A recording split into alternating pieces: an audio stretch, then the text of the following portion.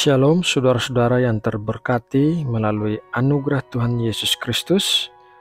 Kiranya kita semua sedang menjalani kehidupan yang luar biasa bersama Tuhan yang begitu mengasihi kita. Saudaraku, kita akan segera mendengarkan renungan firman Tuhan untuk pagi ini. Namun sebelum itu, marilah kita sama-sama berdoa.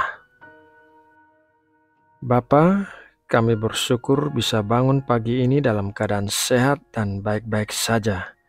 Anugerah-Mu telah memampukan kami untuk bertahan menjalani hari-hari kehidupan kami dan tangan-Mu senantiasa menopang kami.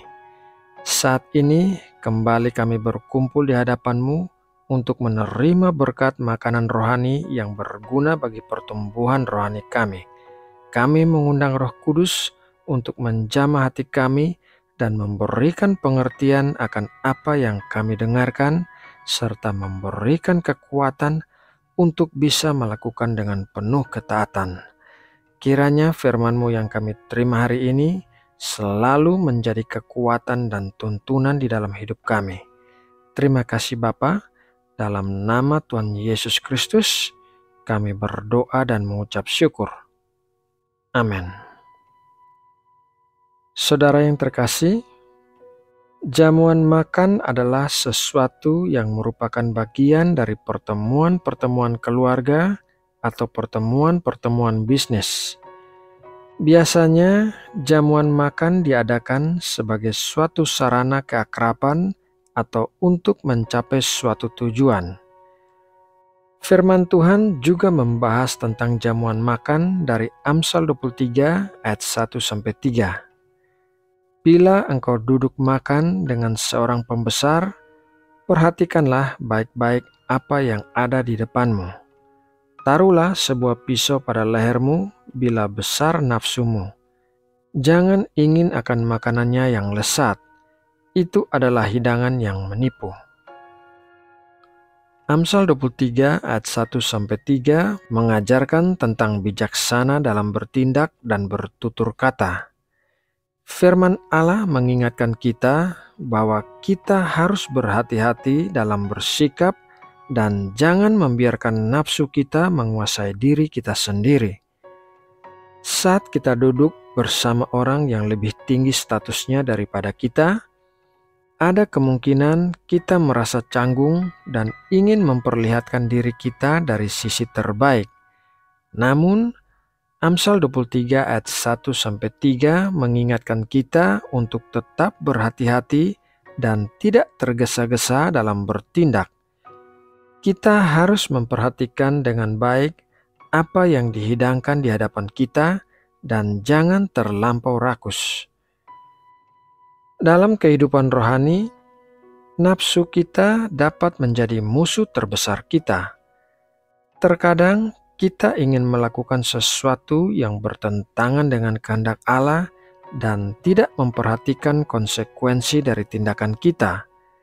Namun, firman Allah mengingatkan kita bahwa tindakan semacam itu hanya akan membawa malu dan kerugian bagi diri kita sendiri. Bagaimana kita dapat mempraktikkan ajaran ini dalam kehidupan rohani Kristen kita? Mari kita lihat lebih dekat lagi. Ayat yang pertama, Amsal 23 ayat 1, bila engkau duduk makan dengan seorang pembesar, perhatikanlah baik-baik apa yang ada di depanmu. Ajaran ini mengajarkan tentang pentingnya memperhatikan hati dan pikiran kita. Saat kita bertemu dengan orang lain, terutama mereka yang memiliki kekuasaan atau pengaruh yang besar, kita harus berhati-hati agar tidak terjebak dalam godaan untuk mengejar keuntungan atau kepuasan diri sendiri. Sebagai orang Kristen, kita harus memperhatikan setiap tindakan dan pikiran kita untuk memastikan bahwa mereka sejalan dengan kehendak Tuhan. Kita harus selalu mempertanyakan motivasi kita dan meminta bimbingan Roh Kudus untuk membuat keputusan yang bijaksana. Ayat yang kedua, Amsal 23 ayat 2, taruhlah sebuah pisau pada lehermu bila besar nafsumu. Ajaran ini mengingatkan kita untuk memiliki disiplin dalam makanan dan minuman kita. Dalam ayat ini, Salomo mengingatkan kita untuk tidak serakah dan tidak menginginkan hidangan lesat yang menipu. Sebagai orang Kristen, kita juga harus mempraktekkan disiplin dalam makanan dan minuman kita untuk menjaga kesehatan tubuh kita dan juga untuk menghormati tubuh kita sebagai tempat tinggal Roh Kudus. Kita harus menghindari kelebihan dan kekurangan dalam makanan dan minuman kita dan selalu berusaha untuk memilih makanan yang sehat dan bergizi untuk tubuh kita. Ayat yang ketiga, Amsal 23 ayat 3, jangan ingin akan makanannya yang lesat, itu adalah hidangan yang menipu. Ajaran ini mengajarkan tentang pentingnya hidup yang bijaksana dan penuh pengendalian diri. Kita harus belajar untuk tidak membiarkan keinginan duniawi atau godaan menguasai hidup kita. Sebagai orang Kristen, kita harus mengembangkan sifat-sifat seperti kesabaran, kepercayaan, dan ketekunan untuk membantu kita mengatasi godaan dan cobaan yang muncul dalam hidup kita. Kita harus mempraktekkan disiplin dan pengendalian diri dalam setiap aspek kehidupan kita, termasuk dalam hubungan dengan orang lain, makanan dan minuman kita, serta dalam mengambil keputusan sehari-hari.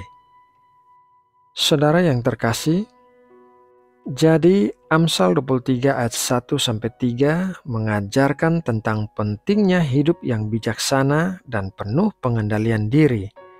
Sebagai orang Kristen, kita harus selalu memperhatikan hati dan pikiran kita, mempraktekkan disiplin dalam makanan dan minuman kita, dan mengembangkan sifat-sifat yang baik untuk mengatasi godaan dan cobaan yang ada di depan mata kita. Oleh karena itu, mari kita belajar untuk berhati-hati dan memperhatikan dengan baik apa yang kita katakan dan lakukan. Kita harus senantiasa mengingat bahwa Allah melihat segala sesuatu yang kita lakukan dan akan meminta pertanggungjawaban atas tindakan kita di akhirat kelak. Mari kita meminta bimbingan Roh Kudus dalam segala hal yang kita lakukan, sehingga kita dapat hidup sesuai dengan kehendak-Nya dan membawa kemuliaan bagi nama-Nya. Saudara yang terkasih, demikianlah renungan pagi ini, dan kiranya damai sejahtera Allah senantiasa melimpah di dalam hidup kita. Mari kita berdoa. Bapa kami yang ada di sorga, sungguh kami bersyukur karena Engkau telah memberikan waktu yang berharga bagi kami untuk merenungkan dan memikirkan firman-Mu. Kami memohon agar Engkau membimbing kami untuk selalu memperhatikan dengan baik-baik apa yang ada di depan mata kami. Dan kiranya Roh-Mu memberikan kami pengendalian diri sedemikian rupa agar tidak terpengaruh dengan godaan dan cobaan apapun. Sebentar setelah selesai berdoa, kami akan mulai melakukan aktivitas kami. Berkatilah ya Tuhan setiap langkah dan keputusan yang kami ambil, sehingga kami dapat menghargai waktu yang telah Engkau berikan kepada kami dan memanfaatkannya dengan sebaik-baiknya. Jadikanlah hati kami terbuka dan peka terhadap kebutuhan orang lain di sekitar kami, agar kami dapat menjadi berkat bagi mereka. Bimbinglah kami dalam setiap tindakan dan kata-kata kami, agar semuanya dilakukan dengan penuh rasa tanggung jawab dan penuh kasih.